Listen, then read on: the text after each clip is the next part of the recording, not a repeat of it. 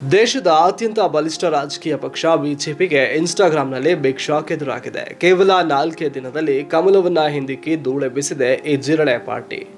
Supreme ಕೋರ್ಟ್ನ ನ್ಯಾಯಮೂರ್ತಿ ಸೂರ್ಯಕಾಂತ್ ಅವರು ಇತ್ತೀಚೆಗೆ ಕೆಲವು ಯುವಕರು ಜಿರಳೆಗಳಿದ್ದಂತೆ ಕೆಲಸ ಸಿಗದೆ ಸೋತಾಗ ಸಾಮಾಜಿಕ ಜಾಲತಾಣ RTI ಮೂಲಕ ಸಮಾಜದ ಮೇಲೆ ದಾಳಿ ಮಾಡ್ತಾರೆ ಅಂತ ಹೇಳಿಕೆ ನೀಡಿದ್ರು.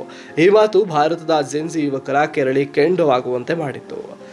ಜಡ್ಜ್ ಮಾತಿಗೆ ಸೈಲೆಂಟ್ ಆಗಿಯೇ ಅಟಮ್ ಬಾಂಬ್ ಇಟ್ಟ 30 ವರ್ಷದ ಅಭಿಜಿತ್ ದೀಪ್ಕೆ ಅನ್ನೋರು ಮೇ 16ರಂದು ಇನ್ಸ್ಟಾಗ್ರಾಂನಲ್ಲಿ ಕಾಕ್ರೋಚ್ ಜನತಾ ಪಾರ್ಟಿ ಅನ್ನೋ ಪೇಜ್ ಅನ್ನ ಸ್ಟಾರ್ಟ್ ಮಾಡಿದ್ರು. ಅಷ್ಟೇ, ದೇಶದ ಯುವಜನತೆ ಈ ಪೇಜ್ಗೆ ಮುಗಿಬಿದ್ರು.